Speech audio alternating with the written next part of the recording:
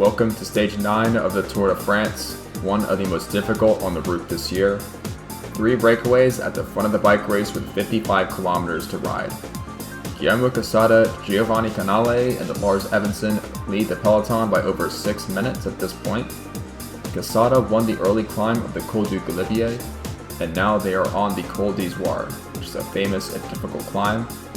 Once they go up and over the Col d'Izoire, it's a long descent into the valley, and then they will start the final mountaintop finish at Rissoul, and that is a 15-kilometer climb averaging around 7% gradient. The way things stand on the road is Lars Evensen of the Sismic team in the breakaway is the new virtual leader in the general classification. He started the stage in 10th place overall, just 1 minute 27 seconds down. He's got all that and more at the moment. So Kyoto interested in keeping that gap in check, but also knowing that many strong climbers are also in this peloton. A number of riders in striking distance of Hippolyte Toutain, including his teammate Ibai Leida in 2nd place overall, but Rico Rudiger, Kelvin Moore also within 30 seconds of the race lead, and you can never count out Jean-Marie Caillou and Manuel Navarro, as they are next in line, in 5th and 6th place. Still a few kilometers to climb up the Col d'Izoire. Lars Evensen, perhaps knowing he's the virtual leader, is doing some of the work here, because Canale and Casada are a long way down on GC, and it seems they're more concerned with the King of the Mountains points. But this is a nice move done by Sismic today. They put the rest of the race under pressure by sending a high-placed rider up the road. And if the peloton hesitates, then Lars Evensen could try and contest the stage win, and more importantly, get himself a yellow jersey. So that would be a big shock on this Alpine stage, but still a long way to ride. Once again, it's Oscar Galati of Kyoto doing the work. He's been very busy the last few days. Seems to be the most reliable domestique for Kyoto at the moment. And the peloton has been reduced with these mountains. 49 riders still here, and the pace isn't that high. So we'll see if that number gets reduced further from here in the top of the climb. So far, the breakaway maintaining their lead. Still 6.5 minutes, and Lars Evensen is going to try and attack. I think Casada and Canale both have the legs to follow. An interesting move by Evensen, so I guess he wants the mountains points as well. And he's dropped the other 2 riders. Well, Casada and Canale were both in the breakaway on yesterday's stage, which was won by Rodolfo Lucci. And those 2 must have been feeling tired. When you get in the breakaway 2 days in a row like this, it's hard to produce your max effort. So I think those 2 riders are paying for it a little bit. So Evensen is taking off, he's won the climb. We'll see if he waits for the other 2, and I think he will. No point in carrying on alone this far from the finish. So you have that long descent, and then there's a valley road down to the base of Rissoul.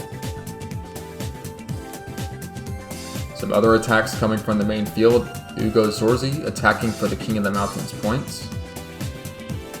So he's got a few more for himself there, but the current virtual lead in the polka dot jersey is Rodolfo Lucci still in front by a single point over Guillermo Casada. Jeff Cooper, Giovanni Canale also up there.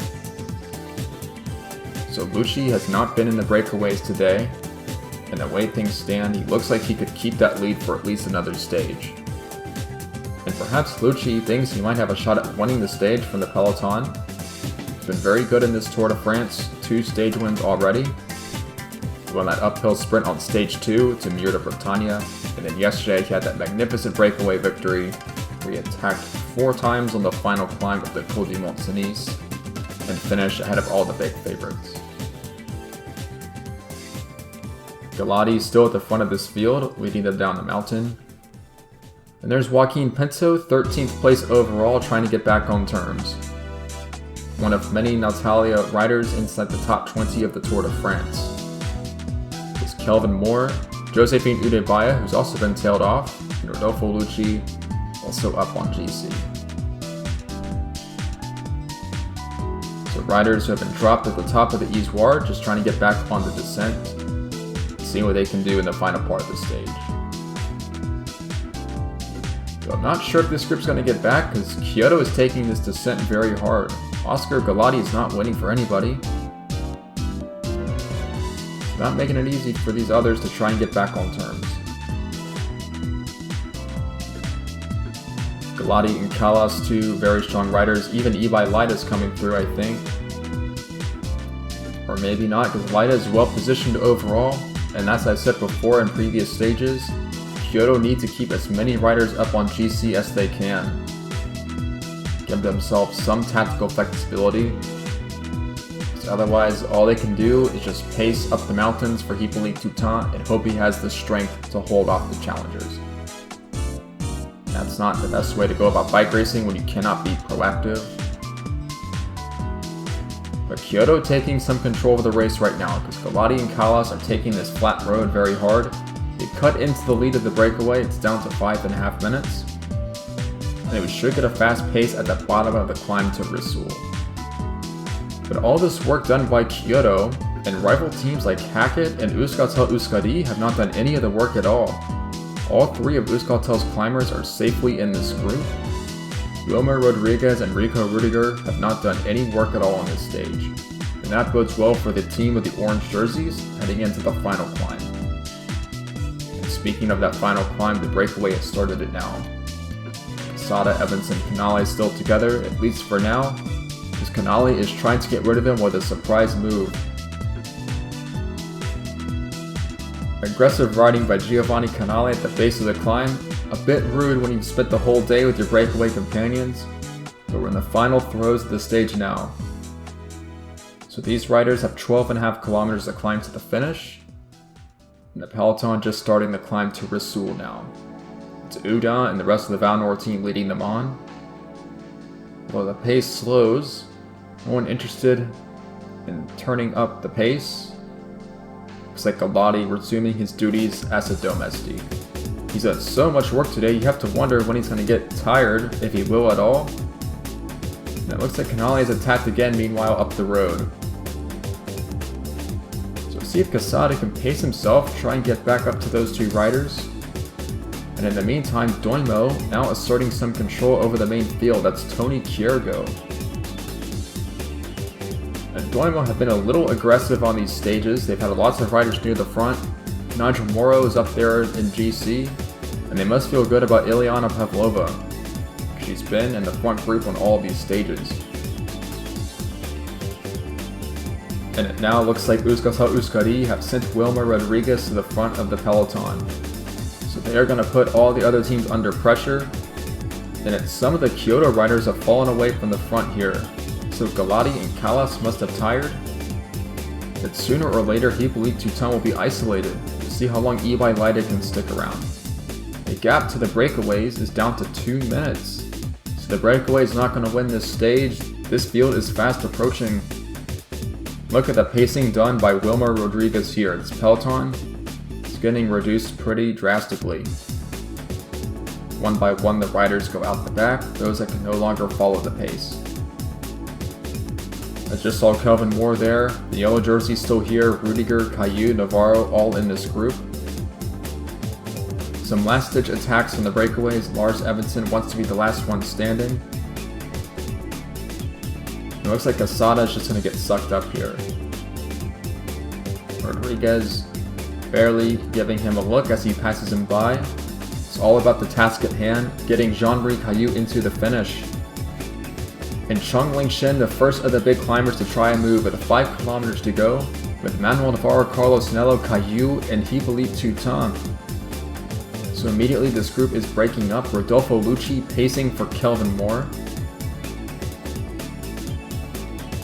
It seems these 5 have settled at the front of the race. I want to see that chase down if they're getting any closer. Looks like Rodolfo Lucci just trying to bring them back. And Toutain is not going to try any rash attacks, he's just going to follow the wheels. Euskaltel's climbers have made it across. Luis Sancho as well, Pavlova is here. And Hippolyte Toutain is slipping through this group and starting to look tired. Still a couple Ks to the finish. Toutain I think might have cracked here because other riders are passing him by. Just saw Kelvin Moore going past him. Pavlova, Nello starting to suffer. Lingshen is pulling. But the Euskaltel climbers might be the strongest.